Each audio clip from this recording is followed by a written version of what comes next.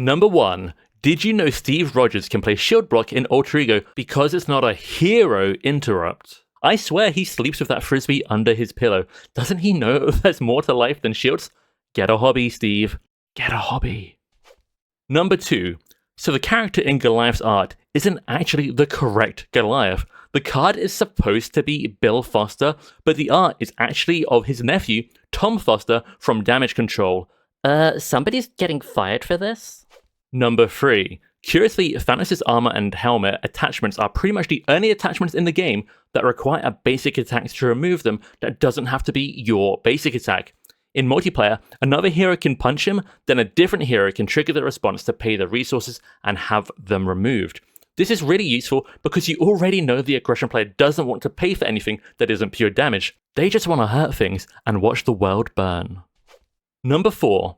Did you know Jubilee, Storm, and Hulk have the only obligations in the game which can force you to change to alter ego form? It's not a choice like most obligations.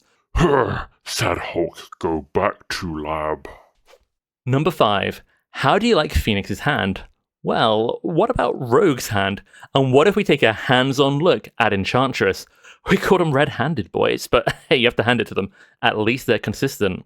Suppose you could say their hands are second-hand? Okay, I'm done. I'll put my hands up and admit it, the pun's got out of hand. Villain Theory here, and welcome to part 1 of 3 of my big November Marvel Champion videos. I won't keep you long because, you could just skip ahead to the facts in the video, but I've hidden one of the 100 facts here because I want everyone to hear me say thank you to my subscribers. I hit 4,000, that's what this video is in celebration of, and I'm so grateful. We hit 3K a little while ago, and I didn't think I was going to hit 4K, I'm going to be honest. I did, live streams, I did giveaways.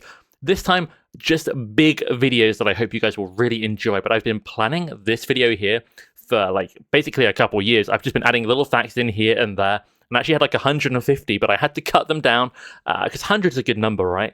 But yeah, I'm just so grateful to everyone who subscribed. If you want to see more of my big finale videos soon, make sure you subscribe if you haven't already. And I'm just so incredibly grateful. I also want to say thank you to Into the AM. And, warning, this is a sponsored part of the video, but Into the AM have been supporting my channel for years at this point, basically. They helped me out really early on. They've been really easy to work with, so I'm a huge fan. And if you don't know about them, they make men's clothing, really good clothing. So good, in fact, that although I haven't shouted them out in quite a long time, if you look back at my last 20 videos and you exclude the ones where, there's no camera, I'm wearing their stuff in over half of those videos. And I don't even mention it. I just wear this stuff all the time naturally. I really like it. I'm wearing it now. And even, multiple people who have been on my channel, I won't mention exactly who, because a lot of people have been on my channel, 20 plus people, but definitely a couple of them have been wearing Into the AM in the videos, which is pretty cool. I really, really like the clothes, honestly. I got some more on the way already. And if you're interested, now is the perfect time because they have their big sort of Black Friday kind of sale on all November. It's the biggest sale of the year, and you can get 10% off with my discount code. It's in the description, it's in the pinned comment. Full transparency, if you use my discount code, I get a little bit of the money back. It's just a small percentage, but it helps support the channel. You get something awesome, and Into the AM won't like me saying this, but if you use the Black Friday discount and you use my discount, they're getting the least possible and you're getting the most possible for your money. So I think it's pretty good. And like I say, I just really like their stuff. I wear it all the time. I've even got trousers. I've got jacket. I've got a hat from them. I've got a lot of stuff that I've ordered from them. So yeah, big fan. I knew about them before they ever sponsored me.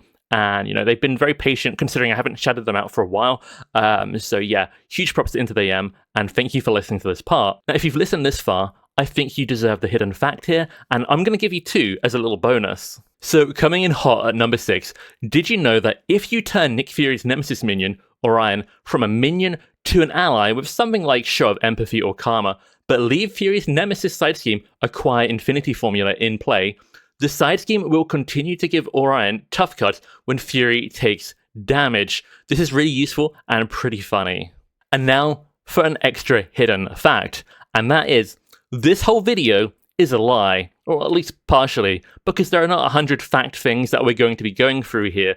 There are actually 107, And that excludes this meta fact I'm talking about here. Like I said, I had like 150 of these and I cut it down, but there were some I couldn't cut because I thought they were too good, or some were just so useful like for newer players that I didn't want to reduce it any further. So 107 facts, and I hope you guys enjoy it. Let's get into it. We'll start at the course there, and we'll see where we go from there in different sections.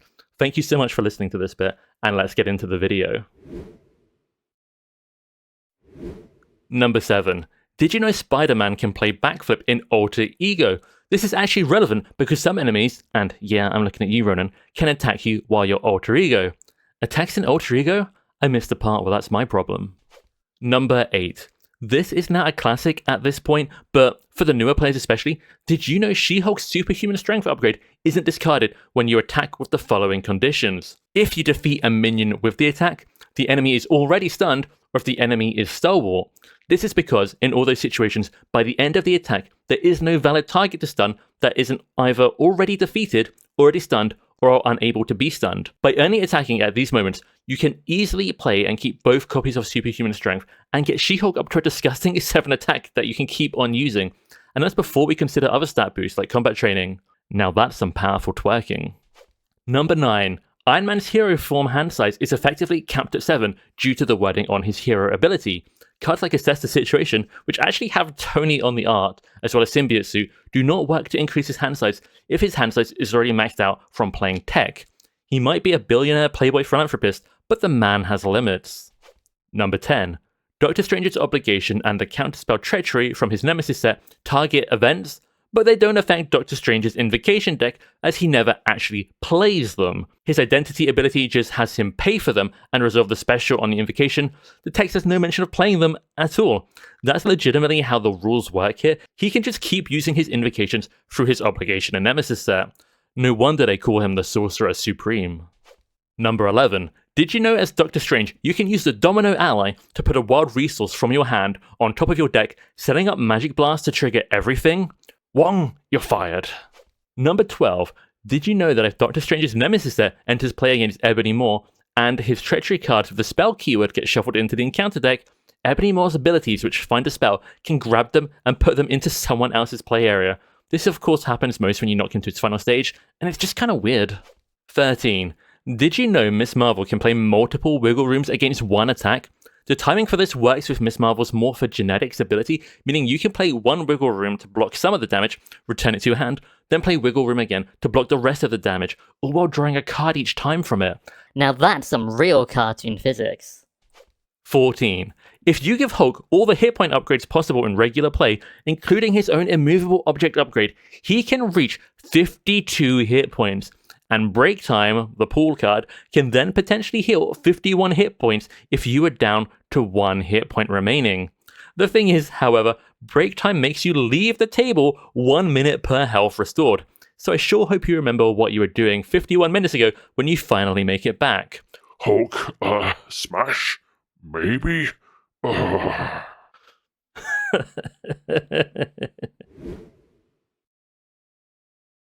15. Regular watchers will already know that the Goblin from the Fantasy modular, if that modular set is added to Mutagen formula, works with all Mutagen formula's effects which react to Goblin enemies or minions. Ain't no squabbling between goblins. 16.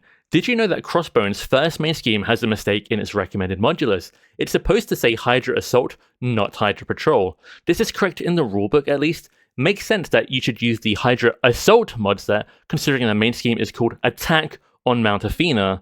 But I'm betting at least 90% of the standalone Crossbone games that have ever been played have been played with the wrong modular. And if you're one of them who enjoyed Crossbones with Hydra Patrol instead of Assault, and you had fun, and you don't normally go beyond the recommended modular sets, well, this just goes to show that different mod sets can still be fun in different scenarios. Do it, change them up. I've got videos to help with this. 17. The first collector scenario is infamous for stealing away your cards and even his own cards.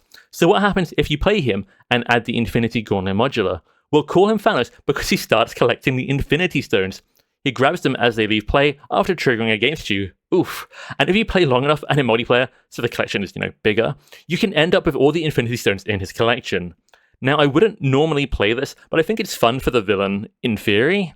Wait, did my channel name finally pay off?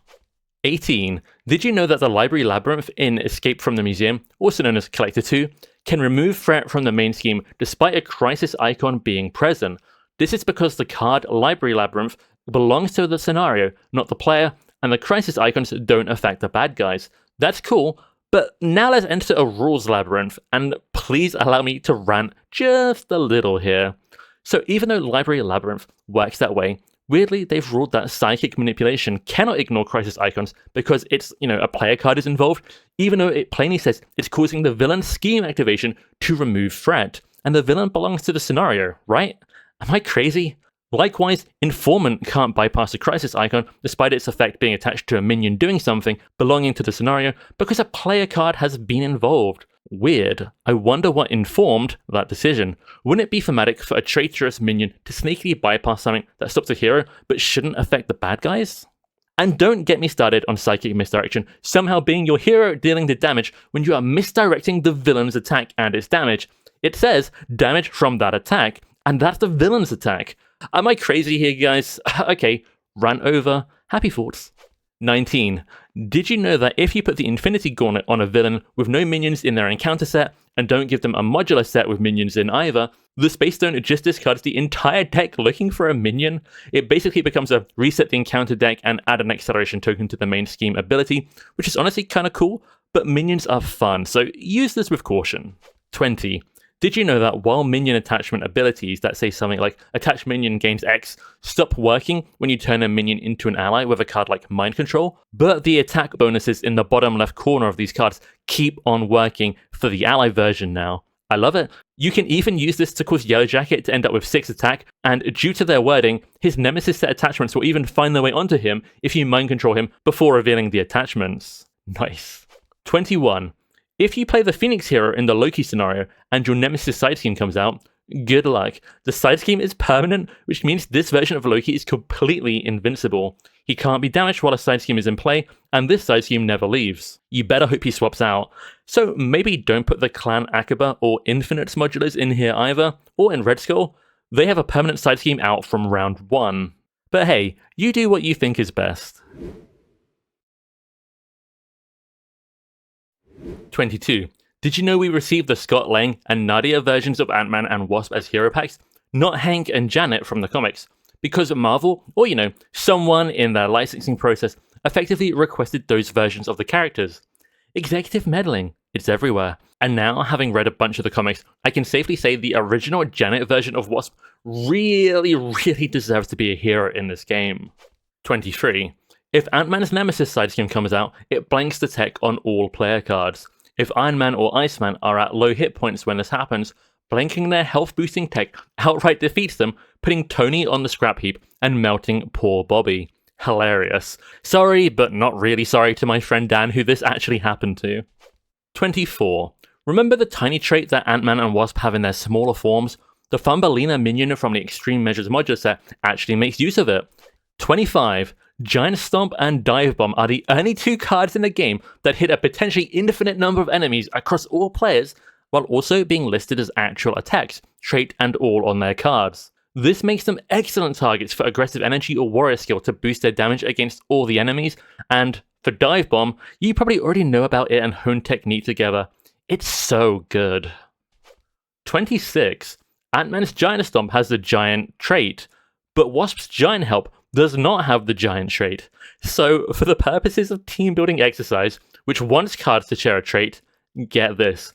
The Giant trait can't help Giant Help. Come on. At least it's great for Ant-Man. 27. Team building exercises don't stack. When used as an action, it causes you to play a card.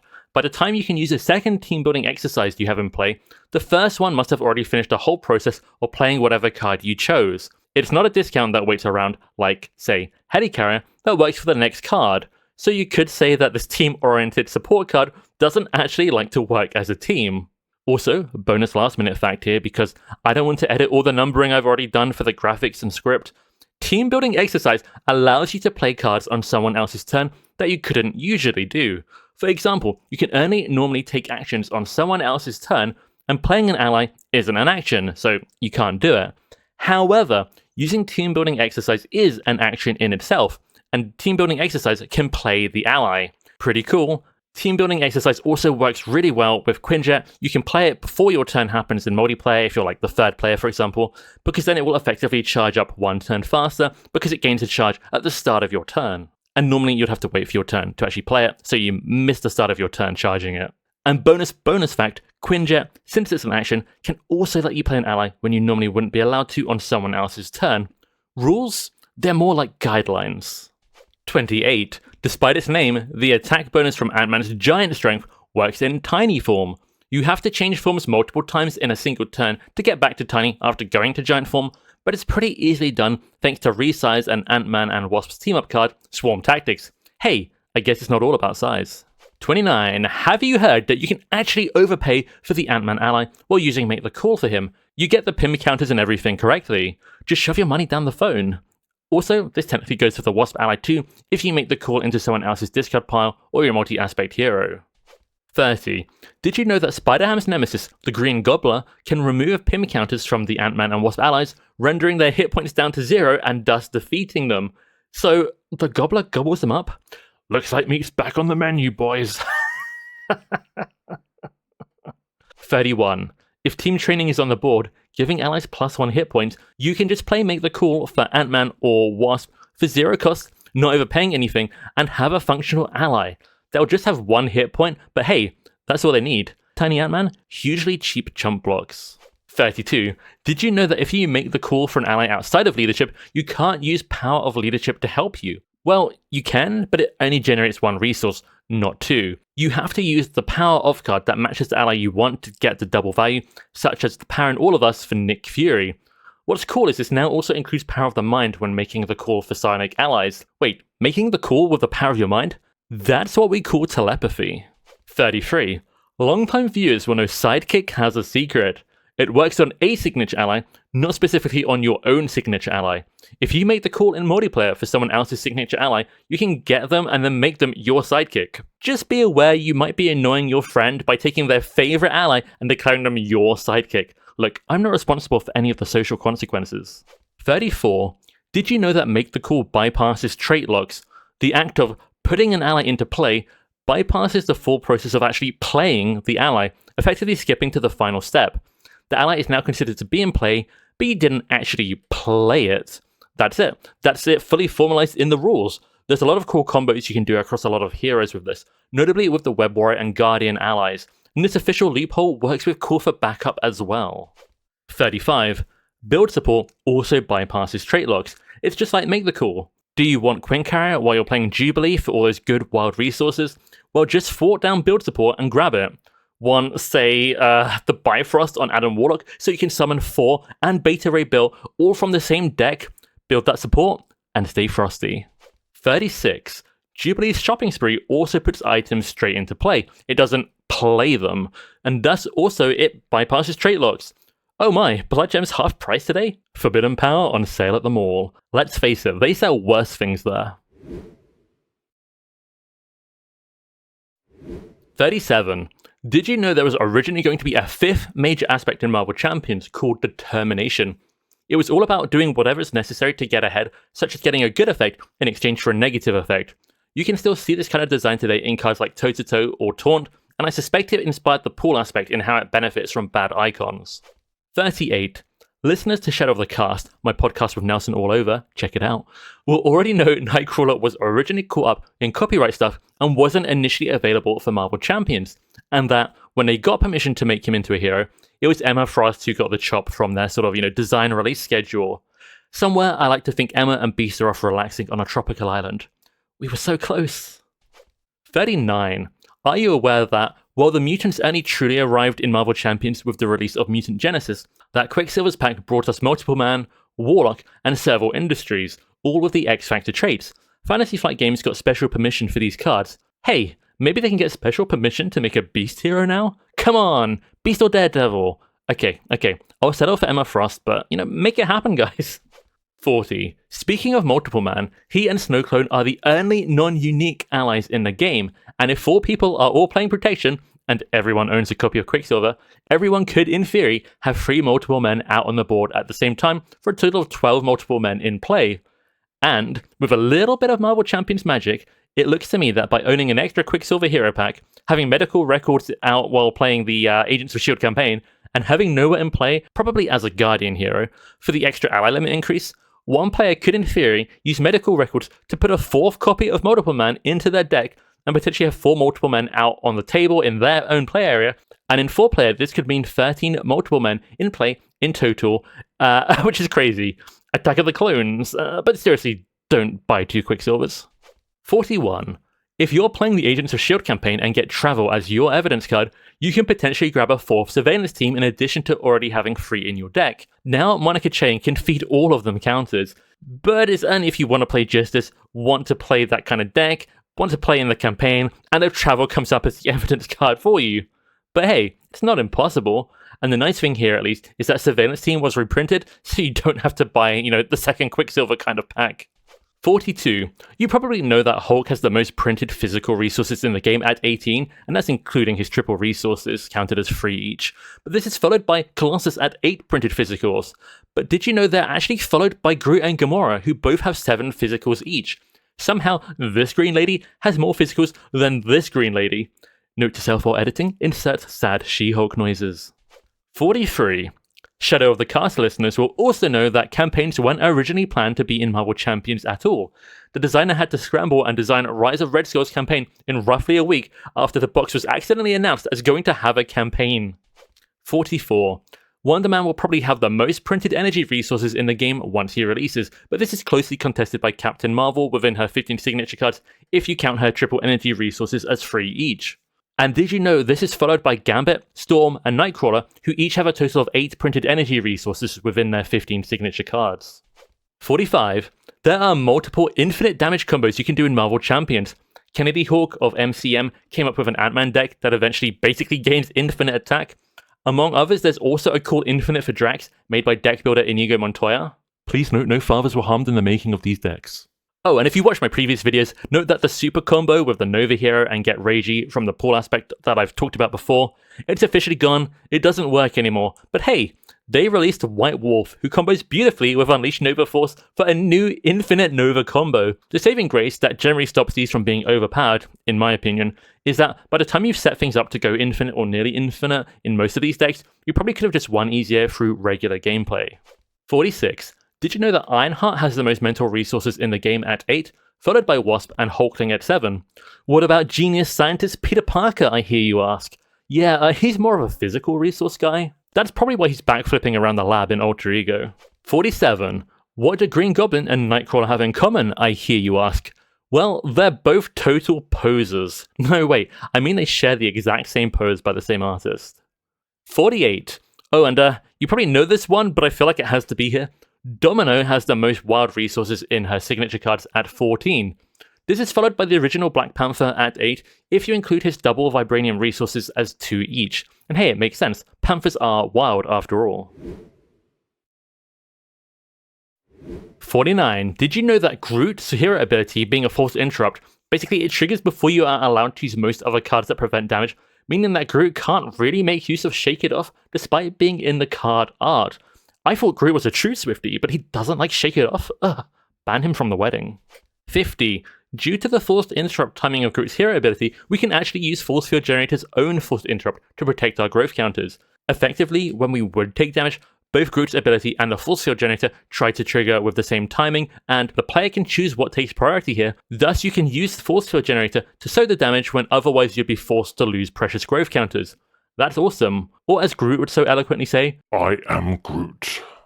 51. Did you know the Groot hero's original concept was to start as Baby Groot and grow into Bigger Groot? How cool would that have been? Storm's Garden would have really gone up in value. Hey, let me know in the comments if this has reminded you to go and water your plants. 52. Fun fact, aside from Rocket's usual weapons, his battery pack can actually charge up aspect weapons such as hand cannon, stun gun, and most notably sonic rifle. It's because they all use the same charge counters. And here I am, always needing a different USB to charge my stuff, and the cables never even fit the first way I try them, like, ever. 53. Since Star-Lord's hero ability turns all allies into Guardians, Blaze of Glory is extremely good for him as a card that boosts all Guardians' damage, his and his allies. but did you know that if you play Blaze of Glory, use your boosted allies for massive damage or thwarting, and then go Alter Ego, you can dodge your allies taking the unfortunate damage from Blaze of Glory at the end of the phase. This is because your allies lose the Guardian trait when Star-Lord goes Alter Ego, since it's provided from him being in hero form, unless they naturally have the Guardian trait printed on them. In short, allies played in hero form don't become Guardians forever, it's more like a sparkly magic aura of Guardianness that disappears when Peter gets tired. 54. The Gamora hero can get multiple buffs from Nebula's Nemesis set when it comes out in multiplayer. With the Nemesis side scheme and Nemesis set attachment alone, no other cards such as combat training, the Gamora hero can get an attack stat of 4, which makes it extremely funny when the Gamora hero ends up attacking the Nebula hero because of the old Rival's Treachery card. Unless you're the Nebula player, because then you cry.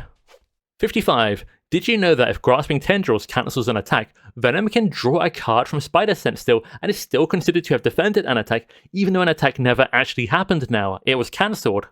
Phantom attacks, they're surprisingly easy to grasp. Number 56. Unfortunately, Spectrum's signature attack and thwarting events have to finish resolving before you can get the 1 damage or threat removal from changing form. This is because the form change and damage or thwarting from the event is all in the same sentence. The window to respond to changing forms comes after the damage is dealt, as the damage is dealt at the exact same time that you are changing form. This is really annoying if you wanted the 1 damage from going to, say, Gamma form to pop the tough status card before your big damage from Gamma Blast hits, but it's okay. I still love you, Spectrum. I still think she's underrated. 57. Did you know that, in multiplayer, Nebula can use Lethal Intent on someone else's turn, and it's really good. In solo play, if you begin the round in hero form, your forced hero ability triggers and you lose all of your technique upgrades. In multiplayer, actions can be called for on someone else's turn. So as long as you're not the first player, you can begin the round in hero form, and before it's your turn, call for an action, play Lethal Intent, get amazing value. It's extremely good and very useful. Bonus points if Cyclops is one of the other heroes. He always goes first thanks to Field Commander, and thus you will always be able to play Lethal Intent before your techniques go off for amazing value. Cyclops and Nebula? That's not a ship I predicted. 58. Have you heard that Vision Solar Beam card can be paid for with Martial Prowess, even if you are in the form that causes Solar Beam to thwart? And likewise, Sense of Justice can pay for it when it's actually dealing damage. This is all thanks to it having both the attack and thwart traits. Wait, so you're telling me I can use red or yellow upgrades to pay for an event which is powered by green energy? 59. If you put the Mystique Modular set or Rogue's Nemesis set into the Mysterio scenario, or both if you're one seriously disturbed individual, the treacheries that go into your deck from those sets never end up in your hand like they're supposed to because of the main scheme ability from Mysterio, dealing any encounter cards from your deck down in front of you face down. So basically, you just have to reveal them again, suffer the surge effect again, and then they're back in your deck, and they will never be in your hand to go away. And once you have a couple of these in your deck, like Deja Vu, they'll come up over and over again and be very annoying, and can get wildly out of control.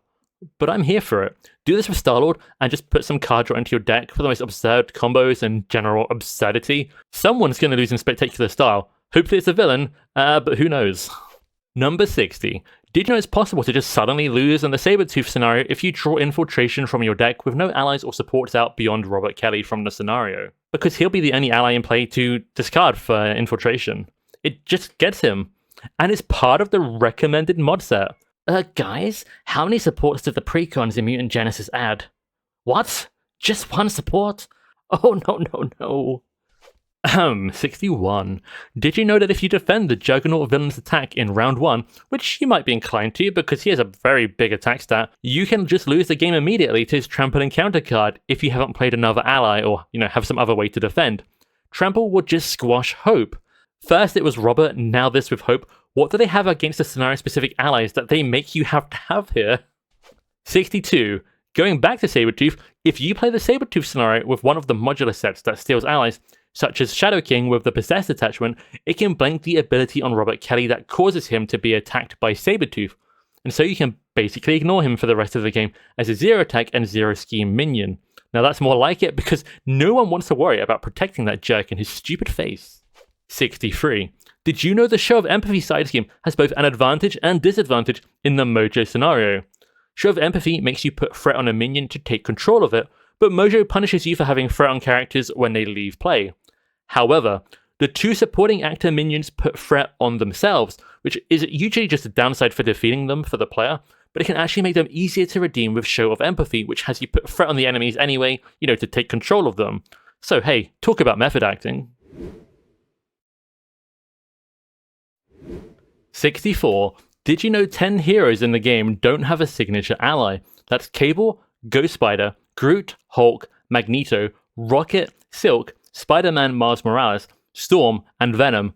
And I think Wonder Man is joining this esteemed club. So that'll be 11 out of 66 heroes. Huh. I mean, I guess having no signature allies brings a whole new meaning to solo play. 65. Bishop and Domino are the only heroes in the game with two unique signature allies. Coincidentally, both have some of the most absurd resource combos in the game, as well as alter ego abilities that yoink cards out of their discard piles. Also, I hear they take the same salsa class every Friday. And a little bonus fact, the third character that has two signature allies, but they are not unique, is Iceman with his two snow clones. 66. Did you know that Magneto's copy of Death Focus is a protection card? Okay, this is just a typo. You should treat it as a basic card, but I find it pretty funny that a reprint of a basic card in Magneto's Leadership Hero Pack managed to apparently be protection in this typo? How did that happen? I actually have a theory, and we're going to get to that shortly. 67. Did you know Death Focus original art features Doctor Strange, who doesn't have a single superpower traded card, despite that being the only type of card Death Focus interacts with? Just why did they do this? Why is he on the art? You might as well put Magneto on the Guardians of the Galaxy card. Wait, I shouldn't give them ideas. 68. The new art for the reprint of Death Focus features Archangel, who only has one superpower card, which is his wings. So you can play them once and then they're on the board and you can't play them again, so Death Focus is just so useless on him. Of the 20 mutant characters, only Phoenix, Psylocke, and Deadpool have less superpower cards, and they have 0. There were 16 mutants in the game. They could have put on the art with more superpowers that would make way more sense. Come on, I swear they're doing this on purpose. And okay, here's my conspiracy theory on the protection typo on this copy of Death Focus. I think this card was originally going to come with Angel, not Magneto, because Angel has a protection precon. I think they removed the superpower trait from most of his hero events later in the development, so that's why he's on the art, and it somehow ended up with the protection tag since he has a protection precon. But they moved it last minute to Magneto because, Angel didn't have superpowers anymore. That's just a theory. Let me know what you think, and yes, I put too much time into this. 69. Did you know Age of Apocalypse's campaign was originally meant to feature dice instead of discarding and matching resources? They ran into some production issues with this. I guess they didn't roll high enough. Number 70. Did you know Ironheart had to be redesigned in roughly 2 weeks after it turned out that the original design's wording wouldn't fit on the card after it was translated? Designer Michael Boggs came up with and playtested the new design almost exclusively by himself, and the result is actually a very, very popular hero. Whoa, this guy's so good, he should leave and make his own game. Oh, right, that happened. 71. Did you know Captain America's hero ability is based on Aragorn's ability from the Lord of the Rings LCG? But one has an old broken sword, and one has a shiny unbreakable shield. That's a win for Marvel Champions. Suck it, Lord of the Rings LCG. 72. Did you know Magic's hero ability to see and play the top card of her deck is derived from Gandalf's in the Lord of the Rings LCG, which was also used for Norman Withers from the Arkham Horror LCG. And Norman from Arkham Horror even has his own version of Limbo to swap cards from his hand to the top of his deck. Curiously, all 3 are spellcasters. Coincidence? Who knows. 73. Hulk had an interesting design process. Around 12 of his 15 signature cards were changed at the last minute, almost all nerfing him in power. His design at some point apparently used rage tokens, which became Drax's vengeance counters. Spider-Ham got to spend resources from taking damage, which Hulk was going to do, and Nova gets to use a specific resource type to count double towards some of his cards, in this case wilds, where Hulk was originally going to have physicals paid double towards at least some of his events. But hey, at least Hulk's still green? Yay? 74. Did you know Black Panther, T'Challa, Quicksilver, Rocket, Nebula, X-23, and Maria Hill have a total of 0 attack or thwarting events? Good luck removing that advanced glider with these guys. 75. Did you know Gemma Simmons can pay not only for the actual cost of playing a tech card from your hand, but can pay towards abilities on cards on the board such as Iron Man's rocket boots or Star-Lord's element gun. And she can even pay towards removing tech attachments on the villain. It's all on a technicality. Is it tech? If yes, yes. 76. Like with Gemma Simmons, Spider-Woman's copies of Finesse can pay towards cards in play. In this case, aspect cards like Yarnborn, Excelsior, or Stick-to-Itiveness. These resource generators are not just limited to paying for cards from your hand if cards of the right type in play are demanding payment. 77. Did you know that if someone uses a minion summoning event such as Squared Off, Looking for Trouble, or Defender of the Nine Realms, and another player uses the target spotter card to have that summoned minion engage them instead, then the target spotting player has sabotaged the first person's event. The cost of the event specifies you must engage the minion, and target spotter leaps in and makes it engage someone else instead. It never engages the player who played the event, so the cost of the event is never truly met, and they never get the good effect. They just, have a minion now engaged with a different player. Oof. Feel free to use this to troll your friends, but don't blame me if they kick you out of the group. That's not the kind of engagement I need. Oh, and thankfully, Target Spotter doesn't sabotage Infiltration, Face the Past, and the Angela ally due to their wording being a little different. Hooray! 78. Sky Destroyer can immediately be triggered upon entering play. By the time you complete the process of playing it, it's on the board and can react to itself being played. This is why Scimitar is phrased differently, specifically not working this way. But that Sky Destroyer? Instant damage, baby. 79. Did you know that Plan B can make use of the cards from Mystique's Modular or Rogue's Nemesis set that get put into your hand but can't usually be used? Since they are still at least cards in your hand, like Plan B wants to use, you can use them to make like the art and feast upon the flesh of your enemies. Plan B? Plan Bite. Just look at that hungry hog. Number 80. Did you know Vivian can kind of just break the game? One example is in the Hela scenario, you can use Vivian to blank the when defeated effect on one of her side schemes, meaning that if you then fought it down while it's blanked, it just goes into the encounter discard pile. Now you can't proceed to free Odin, the next side scheme and minion do not come into play, and so on. You have to desperately hope the side scheme that you blanked and defeated comes up again as an encounter card, goes back into play, or you're stuck playing forever until you just lose eventually. Don't do it unless you're in multiplayer and really hate the people at the table, and don't come crying to me about the social consequences. Am I a bad influence? 81. Did you also know Vivian can affect Live Dangerously in pool, letting you benefit from the bad icons for some of your turn before playing her, blanking the side scheme, and then you get to avoid the bad effects through the negative phase. Also, the Shadowcat ally can actually do similar, but she only blocks the negative icons, still allowing you to receive that sweet +2 hand slice or dodging the negatives for a whole round. Take this into multiplayer, and the Leadership X-Men player could potentially use shenanigans like Won't Stay Down and Regroup, and be the one to play Shadowcat, keep recurring her, keep stopping the bad parts of Live Dangerously on repeat, or potentially 4 of you in multiplayer each get +2 cards per round for a total of 8 cards with almost no consequences. That's really, really good. 82. If you defend an attack with the Nightcrawler ally, he can actually use his ability to protect himself, since he is an X-Men character, thus returning him to your hand even if a non-X-Men was attacked initially. This makes his ability restriction about X-Men characters kind of pointless, but seeing as the Nightcrawler hero's signature ally doesn't actually have the X-Men trait, and Nightcrawler seems like a swell guy who likes to protect people whether they're a mutant or not, definitely probably his own signature ally, I think the ally version working this way is actually a good thing, so good on you, Kurt.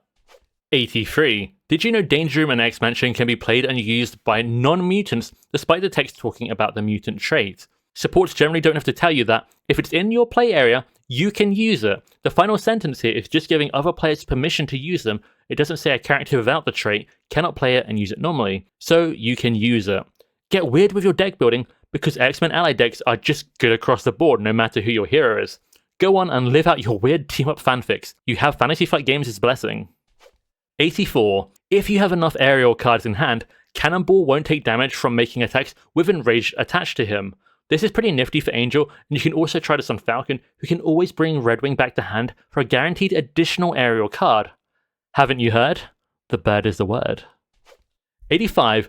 Did you know Suit Up has to find an upgrade that can be attached to an ally, but you don't then have to attach it to that ally? You can spend it to play the ally, attach it to a different ally, or, if it's something like Clarity of Purpose, you can attach it to your identity, or even someone else's identity with this card. Also, check out the recent ruling for Suit Up that makes it way more flexible and easier to understand. I have a whole video on it, but in essence, they're changing one word. Instead of searching for an upgrade that can be attached to that ally, it would instead be worded as can be attached to an ally. Sidekick decks rejoice. Play your signature ally on one turn, and then you can suit up on another turn for any old ally and still find the sidekick attachment for the signature ally you played earlier. It's a subtle change in some ways, but trust me, it's very good. 86. Spider-Man 2099 can use his response on himself because abilities come before consequential damage. He can return himself to your hand, so you can play him again, and again, and again. Guess the 2099 part of his name is actually how many times you can recur him on the average Spider-Ham turn. 87. Did you know that playing Preemptive Strike or Cuts Both Ways when another player is attacked in multiplayer results in the attack hitting you instead of them, despite that not being in the card text? That's because their abilities have the defense label, meaning that you become the defender of whatever attack you play them for. A bunch of hero events work this way too, such as Bulletproof Bell, and this is especially useful if you want to help protect someone else but don't want to exhaust your hero, or maybe if your name is Shadowcat. 88. Despite having a mysterious cost of X, did you know that you can discount cards like Speed Cyclone with cards like Helicarrier and Death Focus? This is because you choose what number X is when you play it, and then the discount affects that number. You could say discounting X costs is excellent. Okay, I'll see myself out. 89. Did you know cards like Inhibitor Car or the Pestilence Villain, basically cards which blank an identity's text box, can block Hulk's negative hero ability, thus actually kinda helping him in that way? Likewise, Nebula can actually use being blanked to hold on to techniques for the passive boosts and the timing of Lethal Intent, since her techniques won't trigger without her hero ability being active. And Drax can actually go Alter Ego without losing his Vengeance counters this way. It's weird, it's situational, and a little bit unlikely, but it's kinda cool. 90. Effects like Psionic Amnesiac and Left to Your Fate from the Strife scenario, or Friends and Family from the Down to Earth modular set, allow you to get extra card draw from Moon Girl, extra damage from Sunspot, extra thwarting from 3 Steps Ahead, or extra damage from Jubilee's Grand Finale. By increasing the cost of the cards, it gives you more room for the rewards you get per resource spent on them. This is perhaps most easily done when playing Shuri, when her obligation, which increases costs, enters play. Yeah, you're going to have to pay 1 more for Moon Girl, but she gives you your money back. Joke's on you, obligation. Obligate that. 91. Did you know you can play pinned down on the Thunderbolt minions in the Thunderbolt scenario, mostly removing any real threat of damage from them for the rest of the game? And if you are lucky enough to get the Money Evidence card during campaign mode, which lets you grab a protection upgrade, you can do this in any aspect and guarantee 1 for each player in hand on round 1. Really steals their thunder, you could say. Thanks for this one, Andy. 92. In the first Apocalypse scenario, it's possible to avoid the Shadow King or Mr. Sinister prelates from entering play if their minion versions are already in play. This can be achieved by playing with the Shadow King modular set, which is actually pretty thematic for this scenario, or playing against the scenario with Cyclops, which also just makes a lot of sense. So this can totally happen, and genuinely did recently happen when I played Cyclops. My Nemesis was out, so we decided to take a chance on advancing the side scheme, and yeah, you can bet I was smug when it worked, and the Mr. Sinister Prelate couldn't enter play. It didn't work the second time we tried this though, but hey. 93. If you use an ally with only 1 hit point remaining to defeat a side scheme, the thwarting usually defeats them because they'll take consequential damage from doing so afterwards. With Spellbound, a side scheme in the Enchantress scenario, you can kinda dodge this in a 2 birds 1 stone kinda deal. Spellbound says, each player whose identity has the Enthralled trait discards a card they control. So, when you defeat it with a 1 hit point ally, and you're enthralled, which is pretty likely, you can choose the card you control to be that ally that's currently defeating Spellbound. It was only going to take consequential damage and be defeated anyway, so you're effectively dodging the whole downside right here.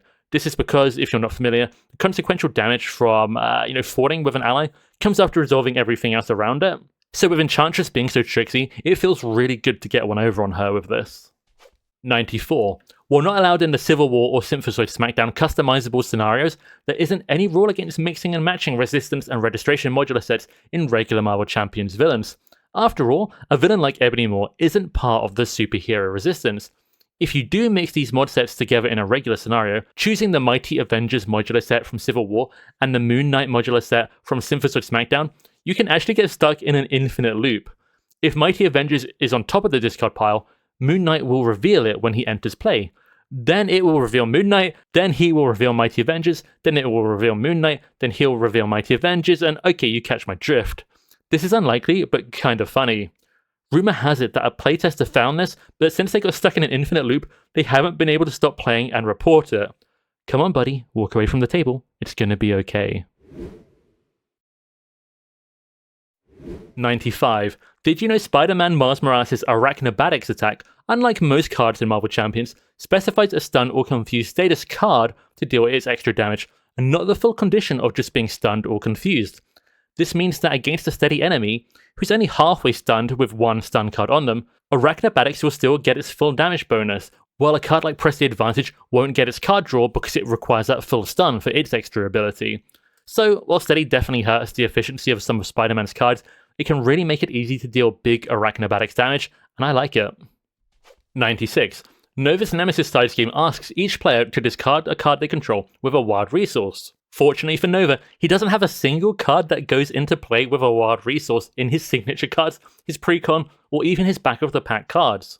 You might think it affects his helmet, which has a wild resource icon in its card text, but nope, it's not the printed resource in the corner, that's all the side scheme cares about. The card is called Bring the War, but good old Nova is looking like a real pacifist here. Oh, and by the way, the scheme coming in with just 2 threat normally, that's just begging for Unleash Nova Force to combo off it. It's almost kinda helpful to pull Shadow of the Past with Unleash Nova Force in hand. Pretty crazy. 97. So Nova's Nemesis set treacheries are called War Delivery, which want you to spend a wild resource or the villain and Nemesis minion attacks you. The thing is, Nova basically always has a wild resource available on his helmet, which means he can ignore an encounter card for 1 resource. And there are 2 copies of this, so the Nemesis set card being in the encounter deck in some ways makes the game easier for Nova. I might have to move this guy up the tier list. 98. If you play Slice and Dice through your Wolverine's claws, only the first attack gains piercing from the claws? I guess the other claw's blunt or something? Come on, Wolverine, what kind of anchor being are you? 99. Did you know X-23's Claw Mastery can give all of her attacks overkill, such as attack events and not just her basic attacks? Hello, Quick Strike. Goodbye, enemies. Also, if you skip the intro, bonus fact for you right here. There's actually 107 facts, so 100 is not the final one, so we're going to keep going for just a little while. 100. So Deadpool in solo play can deal up to 29 damage with 1 maximum effort, another 29 damage with 1 use of This Card is Fire, or a combined combo total of 58 damage. That's pretty absurd for just playing 2 cards. You can get there with his 9 base hit points, plus Symbiote Suit, a conditioning upgrade, Endurance, Frontline Specialist, X-Force Recruit, and there you go, 30 hit points to kill the Marvel Universe. My man deserves a chimichanga after that. Oh, and if other heroes in 4-player slap him with like Honorary Avenger, Shield Guardian, Honorary X-Men, 2 other conditioning cards, Deadpool can reach a terrifying 40 hit points to enable a 78 damage combo. Nice. Oh, and as a sneaky bonus fact, Maximum Effort is a parody of the art from Captain America's Fearless Determination. 101. Did you know that Silk and Falcon can use their Eidetic Memory or Aerial Recon upgrades, respectively, to mess with encounter cards and stop Dreadpool from coming back? Thanks to Skelly for sharing this with me. Silk can swap him with another card from the pool set, such as a Dreadful Deed side scheme that would have come in when you triggered Crisis of Infinite Deadpools. Falcon, on the other hand, can straight up block him being dealt with Aerial Recon, thus turning the dreadful Dreadpool into a dead fool. See ya, chump. 102. Did you know that you can attach Energy Shield to any character, including the villain? Now, why position yourself to protect the villain, I hear you ask? Enter Cyclops. If you do this, it provides Cyclops an easy method to enable his hero ability Optic Blast to keep on hitting the villain. The Energy Shield is an attachment for him to target. Doesn't it seem like Cyclops just gets all the fun toys? At least he's not getting an aggression card that lets him find priority target every time a minion enters play. Right? 103. Maria Hill's ability, as well as her on the double and reinforcements events, can target other players' shield supports. You can actually ready War Machine's bunker for extra ammo this way, or ready Captain Marvel's Alpha Flight Station for a ridiculously good card draw for her. You can take counters from another player's surveillance team, or add counters to another person's Cersei if, say, Star-Lord went out of his way to spend big on it. Sharing is caring. 104. You're probably aware that Superpower Adaptation is a rogue event that can borrow events from any player's discard pile as long as touched is in the right place, and that it can even give Rogue a different hero's own unique events. But did you know there are a whole bunch of hero events that, if Rogue now plays them, still help and affect the original hero, such as giving Ironheart progress counters, Groot growth counters, healing Rocket with Schadenfreude, or readying Bishop with his own attack event. Your Ironheart player will really love you if you give her progress counters. 105. Did you know that if Rogue puts touched on Storm in multiplayer, and Storm has her cape to become Aerial, and has her Hurricane Weather out, Rogue will have Aerial, Retaliate, and Stalwart for her events to triple dip and get all of their bonuses. It is pretty slick. She can also achieve this with Dauntless from Protection and just touching any Aerial hero. If things are touch and go, just touch and go Rogue. 106. If Domino plays the Posse event and Rogue has touched on Domino or a Posse ally, the event readies not only Domino and all her Posse traded allies, but Rogue too, since she's gained the Posse trait. This also works if Rogue's the one to play the event, instead of also readying Domino now, but this assumes Rogue has enough allies to play the event in the first place. But hey, anything's possible if you put your mind to it. And finally, 107. We're ending with our final Domino fact here, and isn't that lucky? Okay, so, did you know Domino is the most flammable hero in the game? I mean it, and by that, I mean she takes double damage from Pyro's abilities if she happens to discard a wild resource because she counts discarded wild resources twice. Usually it's a good ability, but here, ouch. In the wise words of Alicia Keys, that girl is on fire. And honestly, that about does it for this video. Not 100, but 107 facts. Arguably, like, I don't know, 110, 112 after my late additions or the bonus facts. Can we call some of them multi-facts? Either way, thank you so much for watching. Thank you for 4 freaking thousand subscribers. And thanks to Into the AM, check out the discount code in the description or pinned comment and move fast to grab the best November deals. I'll see you guys in my next video, a video I think could easily be the best one I've ever made. Better than my 60-page mod set document, better than every hero's best aspect. I'm really proud of it, and it's been a long wait for it. It's been a long time coming, and I think you're really going to like it. So let me know what your favorite fact here was, and in the wise words of Tony Tales, have fun at the tables.